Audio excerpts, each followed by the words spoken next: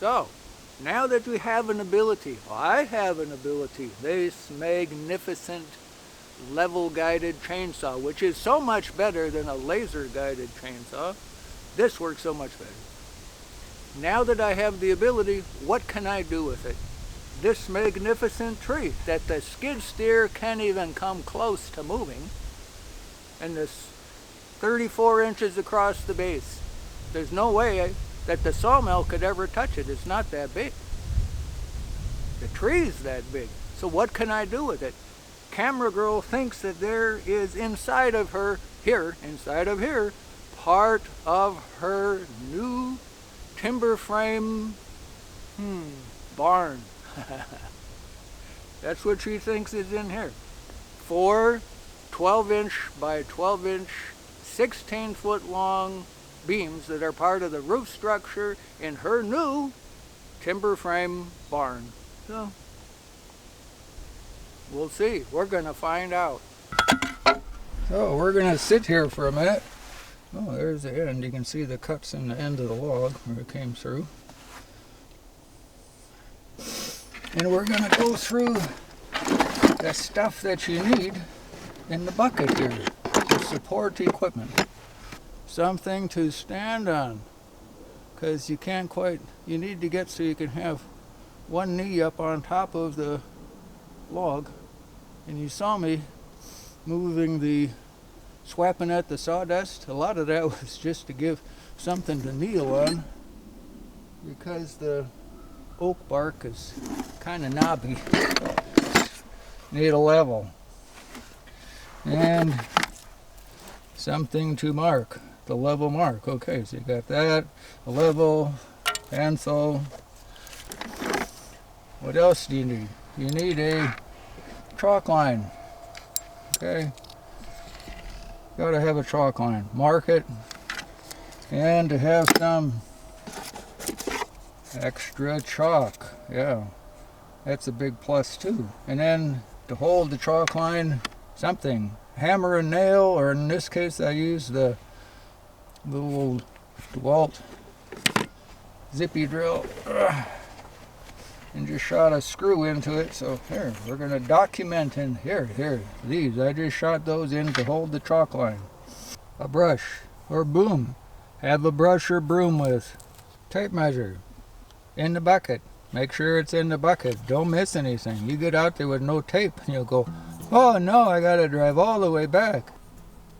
Hair plugs. Gotta have something. You can have coons and earmuffs. You know, I guess I prefer just good old earplugs. And must have safety glasses. Then one come along. The second come along. It's nice to have two. And an assortment of chains. Well, that wasn't so bad. A little over a half hour to make the cut. 1 out of 4. Now, I can't haul this away, but next step is I'm going to turn it 90 degrees and set it up again.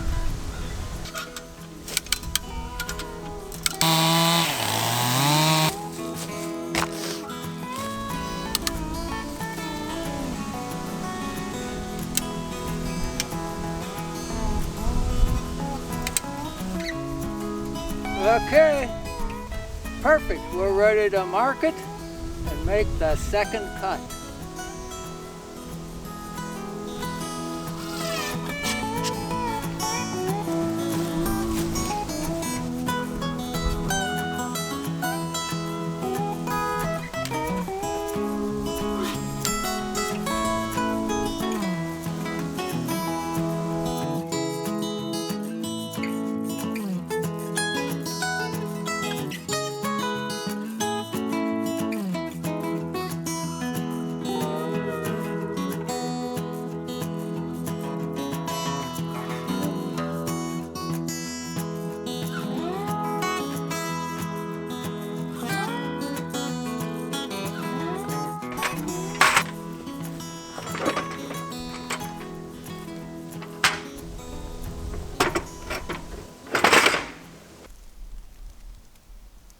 There, I brushed this sawdust off so you can get a look.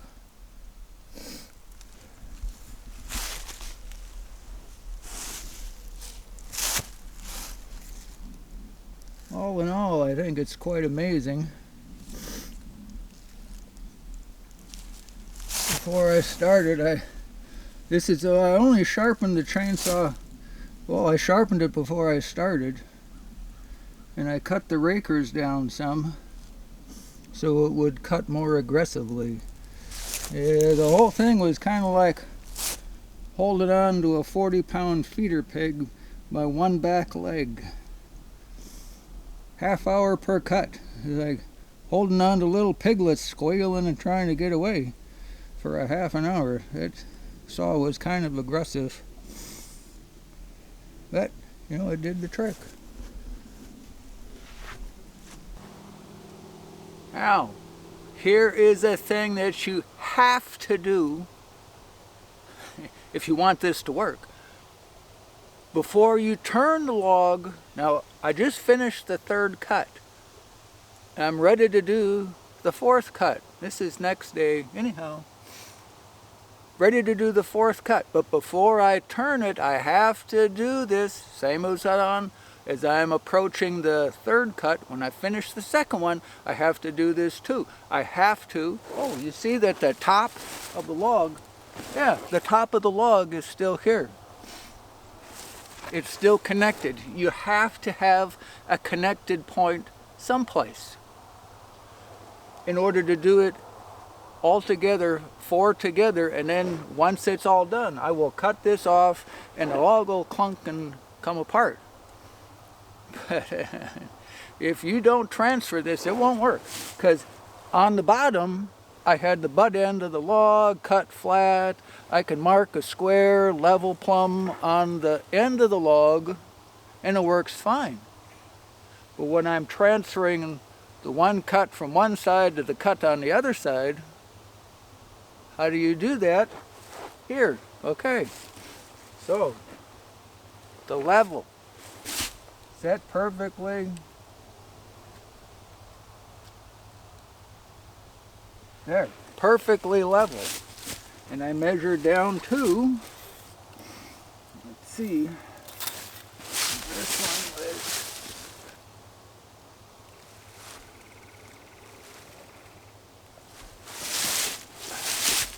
I measure down to the exact center that was marked on the cut below. So I have 14.5 inches. Now this, I have to transfer to the other side 14.5 inches to make it work.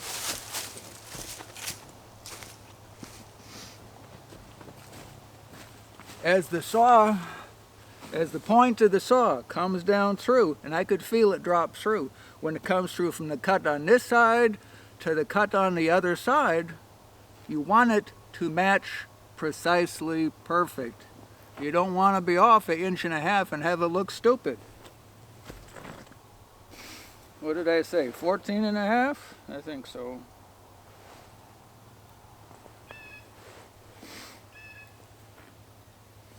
So what I'm doing, I'm just measuring down and shooting a screw in so I have something to fasten the chalk line to.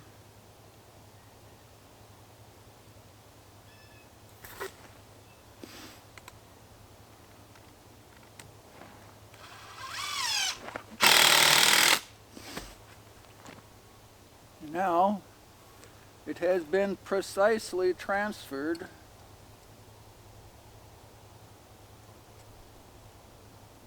14.5. There, perfect.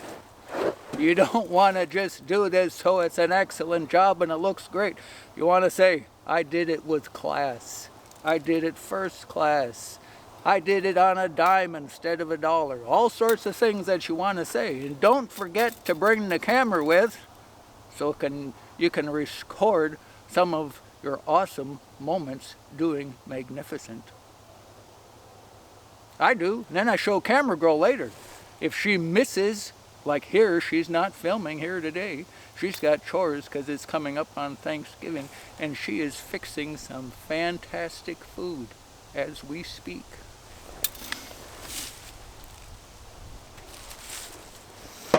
So I record this stuff when she's not here just to say, hey, camera girl, look at me, I'm awesome. Of course, she's the only one that I care about that really thinks that I'm awesome, but, you know, that's important to me, that she thinks I'm awesome. So don't forget your camera to bring it with, so you can show the ones that you think's awesome and wants you to think that, no, that you want to think, you want her to think that you're awesome. There it is, yeah.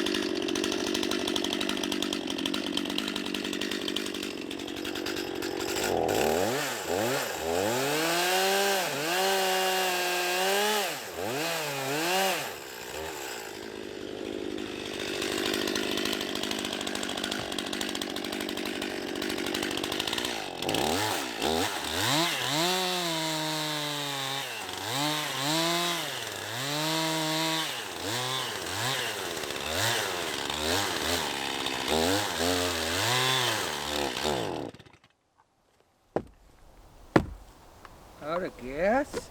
I'm out of gas! Oh.